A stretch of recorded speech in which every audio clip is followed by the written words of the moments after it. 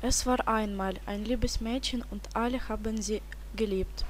Zum Geburtstag bekam sie von ihrer Großmutter einen Computer geschenkt und seitdem sie dieses Ding hatte, wollte sie ihr Zimmer nicht mehr verlassen. Vom frühen Morgen bis spät in die Nacht saß sie am Bildschirm in Facebook und sah verschiedene Filme, und nichts konnte sie davor ablenken. Bald hatte sie Freunde nur online, denn sie dachte, das virtuelle Leben ist besser als wirkliches. Sie murmelte sehr oft vor sich herum. Bildschirm, Bildschirm an der Wand, wer ist der Beste im ganzen Land? Alle Mitschüler und Verwandten riefen sie nicht mehr nach ihrem echten Namen Elisa, sondern nach ihrem Nickname Rapunzel. Ihre Oma war natürlich sehr traurig darüber, dass Rapunzel die ganze Zeit am Computer saß, statt mit ihren Gleichaltrigen draußen zu spielen. Deswegen bat sie oft: Rapunzel, Rapunzel, schalte das Ding aus, geh endlich mal spazieren. Oma, lass mich in Ruhe, draußen ist die Welt sehr unfreundlich und mitfühlend, nur hier in meinem Zimmer fühle ich mich in Sicherheit.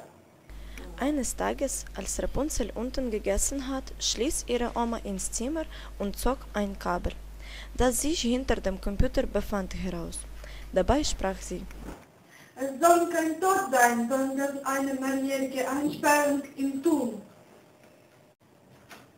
Wenn Rapunzel sich wieder wirklich vom Leben gefreut wird, soll sie wieder Elisa werden und das Gerät dann wieder... Als Rapunzel hochkam und den Computer einschalten wollte, klappte es nicht.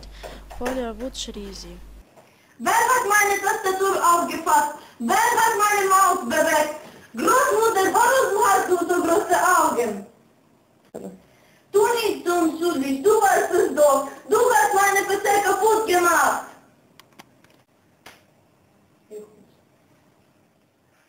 Na ja, jetzt muss ich diesen blöden Dominik schon anrufen und ihm um Hilfe bitten.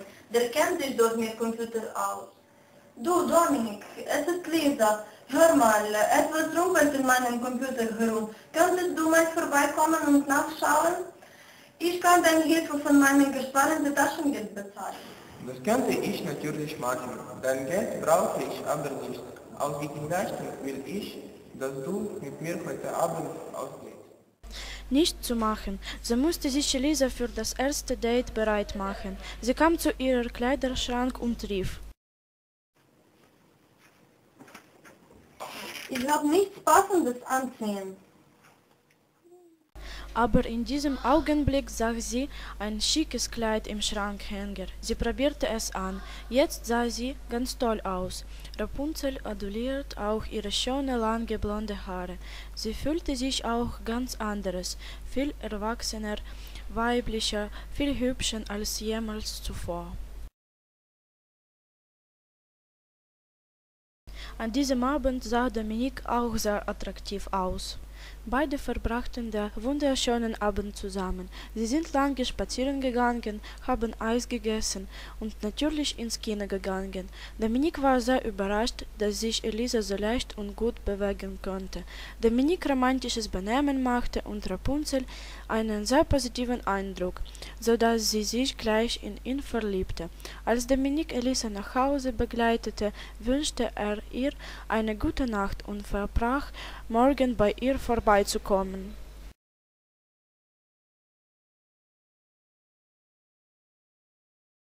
Oma, so ein schöner Tag. Wie konnte ich nur so dumm sein und die ganze Zeit in meinem Zimmer hocken? Aber heute wird alles ganz anders sein. Jetzt habe ich meinen Menschen, der mich zum echten Leben gerufen hat. Sie küsste ihre Oma und ging müde, aber sehr glücklich ins Bett. Sie braucht ihren Nickname nicht mehr. Elise vergisst ihr virtuelles Leben in Facebook und versteht, dass es in dieser Welt viel Schönes und Gutes gibt. Die Liebe rief sie ins wunderschöne Leben in der Wirklichkeit.